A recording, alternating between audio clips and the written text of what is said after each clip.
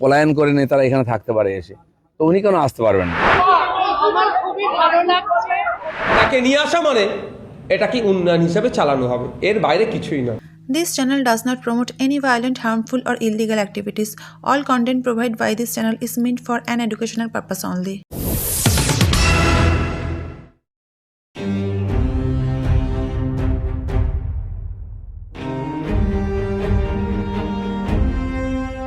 উনিশ বছর পরে কলকাতায় ফিরলেন তসলিমা নাসরিন।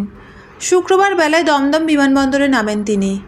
চোখে চশমা, পরনে ছিল লাল পাড়ের সাদা শাড়ি। দমদম বিমানবন্দরে নেমে সংবাদ মাধ্যমের প্রশ্নের উত্তরে তসলিমা বলেন, খুবই ভালো লাগছে, আপনাদের সবাইকে ধন্যবাদ। সবাইকে নমস্কার।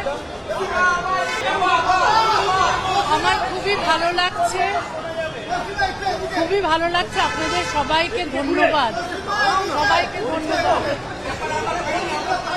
শনিবার কলকাতার রবীন্দ্র সদনের একটি অনুষ্ঠানে যোগ দেবেন তসলিমা। একাধিক সংগঠন এই অনুষ্ঠানের আয়োজন করেছে।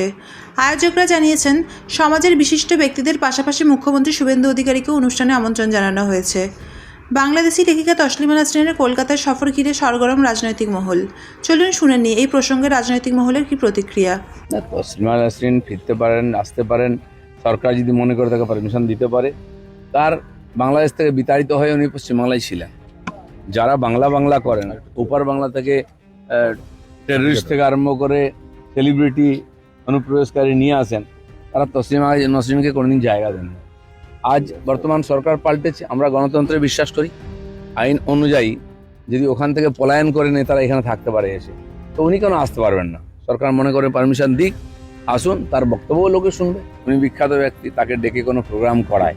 সারা দুনিয়ার বিচ্ছিন্নতাবাদীরা, কাশ্মীরের টেররিস্টরা এসে বাংলায় প্রোগ্রাম করতে পারে, তো উনি কেন আসবেন না? উনি তো আনওয়ান্টেড নয় এখানে। উনিও বাঙালি সাহিত্য রচনা করেছেন, তার মত আলাদা হতে পারে। এখন এরা ধরে ধরে অকাল উচ্ছেদ করছে, যে প্রতিশ্রুতিগুলো দিয়েছিল পূরণে ব্যর্থ হয়েছে। এই 3 মাসে হতে চলেছে, মানুষ যখন ক্ষিপ্ত, সেই সময় মুসলিমদেরকে বিরুদ্ধে তসলিমা নাসরিন মাঝে মধ্যেই কথা বলে, শিরোনামে থাকে। তাকে নিয়ে আসা মানে এটা কি উন্নয়ন হিসেবে চালানো হবে, এর বাইরে কিছুই না। কিন্তু যেহেতু তসলিমা নাসরিন পশ্চিমবাংলার অধিবাসী নন, ভারতবর্ষের নাগরিক নন, বিজেপির কথা অনুযায়ী অনুপ্রবেশকারী হয়ে আবার না জানো, আমি জানি না ঘুষপেটিয়ার তালিকায় কি তার নাম পড়বে? ওরা যে আইন করেছেন তাতে তো তাই দাঁড়িয়ে যাবে। এসআইআর ঠেসআইআর নাম ছিল কিনা,